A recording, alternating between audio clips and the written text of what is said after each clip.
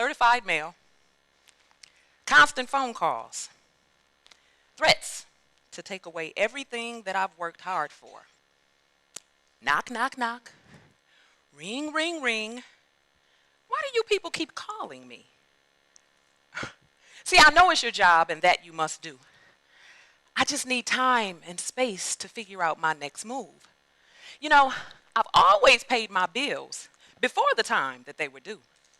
But when I needed you to give me time and space to figure out my next move, knock, knock, knock, ring, ring, ring, you people are relentless. You just won't stop calling me. So, in order to keep my sanity, I had to remove myself just so I could redefine myself, so I could find my true self. You know, sometimes losing everything can be the greatest gift of all. Good afternoon. My name is Sophia Taylor. And I was born and raised right here in Flint, Michigan. Went to Flint Central. Go Indians. I have a question for you all out there. How many people right now are going through a transition in your life? Or at least you know somebody close to you that's going through a transition, by a show of hands. Yeah, that's a lot of people. These are trying economic times. Like I said, I went to Central, went to Flint Central. I went away to college, California. I studied there, I graduated, and I returned back to Flint. I was talking to my mom one day after I graduated, and she says to me, "You know, Sophia, you should buy that house across the street." And I said to her, what child wants to live across the street from their parents? I know I didn't. I'm what you call a mistaken real estate investor. Well, she convinced me. We went downtown, and I filled out the application to get this house. Well, when the lady told me, when she told me the qualifications for getting the house and how much my mortgage would be, coming from California, and I had been used to paying high costs and rent, I'm looking at her like, you've got to be kidding. Is that all? Give me 3. Well, I purchased the house unknowingly. I didn't know the moves that I was making at such a young age. I got myself in the house, and well, I'm the type of person, I only utilize the upstairs of where I'm living. I never sit downstairs. So I got this bright idea one day to turn my house into an apartment. Mistaken real estate investor. I had no idea what I was doing. Turned the house into an apartment, and so the downstairs people are paying my mortgage. Well, I'm always on the road. I sing, I act, I write movies, plays, documentaries, so I was always in and out of town, and I was rarely living upstairs. So that's really when I got the bright idea to turn the house into an apartment. Well, on one of my trips back home, I had received the horrible news that my mother had been diagnosed with colon cancer. Well, she later succumbed to the disease and she passed away. Well, I moved back across the street with my father, and I rented out the upstairs of my house. Mistaken real estate investor. I had no idea the moves that I was making. Well, I'm still sitting here in Flint, and I'm just kind of going through it, because if anybody here has ever had a parent to pass away, you'll know the damage that it does to you. And I just wanted to leave. I wanted to move back to California, and I just pictured myself running on a beach somewhere. So I realized that I was going to need money to rent a place in California. So I refinanced my house. I'm thinking, well, this would be enough money for me to pay up my apartment in California, at least for 6 months. Well, I go to a bankruptcy auction with a friend of mine, and he's looking at a house, and I have no intentions on purchasing a house. I'm going back to California. Well, they start bidding on this house, $2,500, $3,500, $6,500. Before I know it, my arm went up, and they're like, sold to the lady in the back. I had no idea what I was doing. Mistaken real estate investor. Well, now I have my third property. So I moved to California, and that's that. Well, I land a gig, I'm touring the country, but what always kept me connected to my community, I would always come back home because one, I have family here.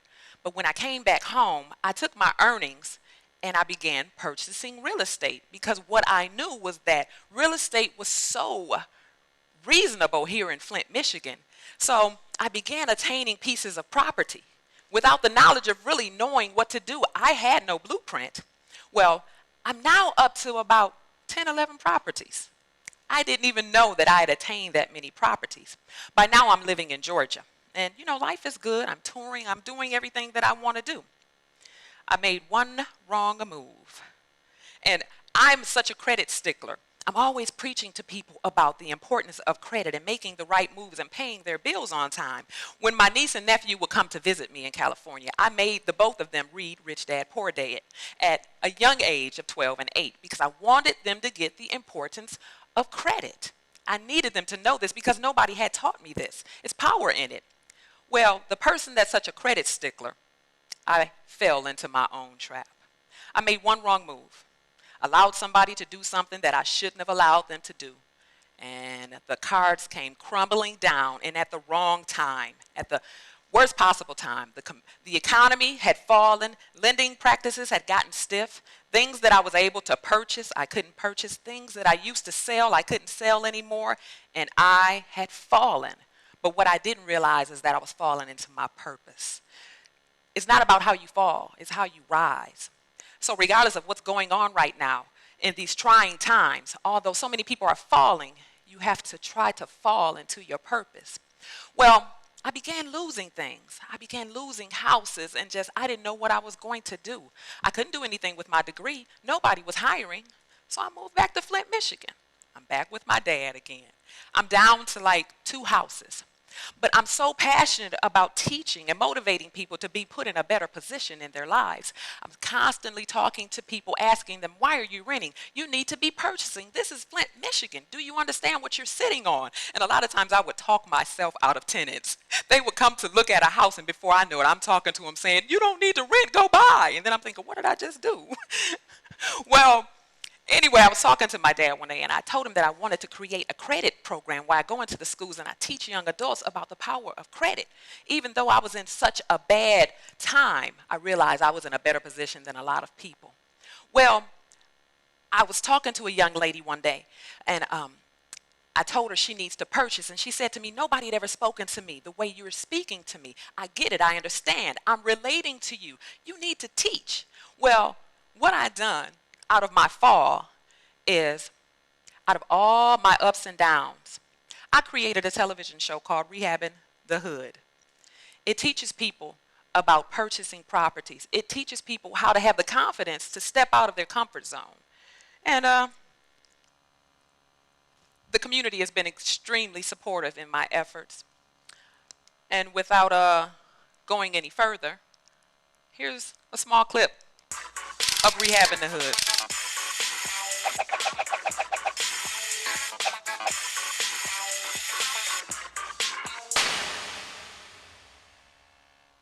I'm Sophia. Somebody has stolen the electrical wiring. Once again, yes. Thank you. All lights down, please. You take bridge cards? Yes. And I've been buying, rehabbing, flipping, and renting houses for a while now. Being my own boss affords me the time to pursue my singing, acting, and writing careers. We turn eyesores into desirable homes. Now, some say they won't come in the hood, let alone buy a home here. But one house at a time, we're rehabbing the hood. What's up, y'all? It's your girl, Sophia, from Rehabbing the Hood. And on today's lesson, I'm going to show you how to get more bang for your buck. I'm going to show you how to make your dollars stretch as far as they could possibly go. I'm going to show you houses in higher end areas like Flushing and Holly, but then I'm going to take you back into the heart of the city, Flint, Michigan, y'all. I'm going to show you how they're almost literally giving houses away here. Just follow me. I'm going to show you how you can buy a house for pennies on the dollar. We rehabbing the hood, y'all. Come on.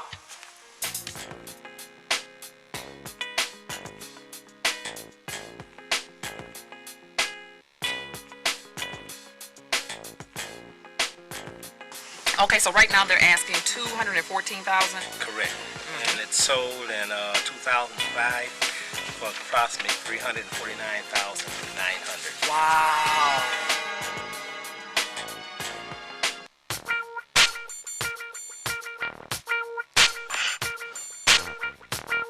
Now tell me again, what's the asking price?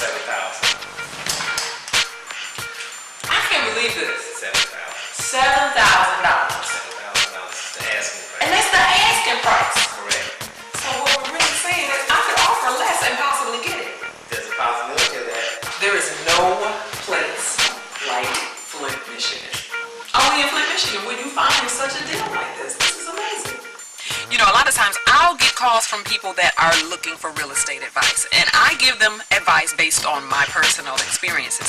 That was a phone call that I received from a guy that I actually grew up with, and he's been out of the Flint area for a lot of years, and he's returned home like a lot of people have, and he wants to get off into buying real estate. So he's got his eye on a couple of potential properties that he's looking at. He's so anxious about purchasing the houses, he was about to sign on the dotted line before even getting a title search on these houses. So I just gave him some advice, but advice for you all out there: do title searches on houses before you actually sign on the dotted line, because you don't know what you're getting yourself involved in. Listen to me. One of the reasons that the prices here in the heart of the city are so low is because a lot of times when you walk into them, they're missing plumbing, they're missing the appliances. Did you notice when we went into the higher homes like Flushing and Holly, how they still had the newer, shiny stainless steel appliances still sitting there? Only in those areas, because baby, here in the hood, they straight jack them. That's one of the reasons that they continue to drop the prices so that you and I can afford them. But the bottom line is, please, everybody, come on, reinvest in your community. We're rehabbing the hood, y'all.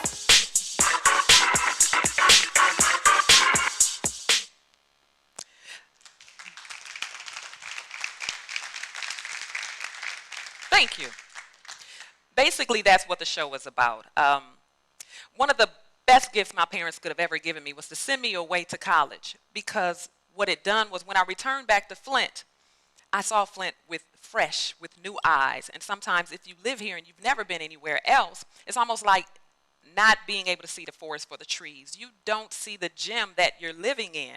And so I see the gem that I'm living in. And this is what I'm trying to show everybody in this community. It's not about your fall. It's about falling into your purpose. So right now, although we're going through such trying times in this economy, if you can, sit back, breathe a bit, try to listen to that inner voice and figure out what it is you're meant to do, what your purpose is. I believe this is one of mine.